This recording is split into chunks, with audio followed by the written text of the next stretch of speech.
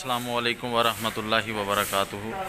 तांदलेवाला तहसील head quarter ये hospital है। इसमें मैं खुद आया हूँ, मुझे बहुत ज़्यादा घबराहट है और यहाँ पे 10:10 हो चुके हैं।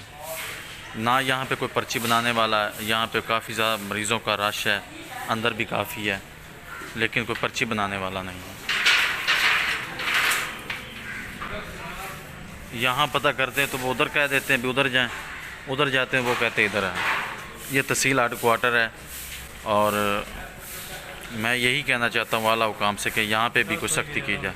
ये देखिएगा टाइम क्या हो गया, 10:11 AM हो चुका है सुबह के, और टाइम तो 8:30 का होता है। तो ये क्या टाइम हो चुका है। ये मरीज़ दर बदर बेचारे इधर फिर रहे हैं, कोई यहाँ पे कोई मदद नहीं कर रहा है। यहाँ पे मुझे बहुत ज़्यादा पेन हो रही है, घबराहट हो रही है। इसके बावजूद भी यहाँ पे कोई पर्ची देने वाला नहीं। अंदर जाते हैं तो अंदर कोई डॉक्टर कोई बात नहीं सुनता।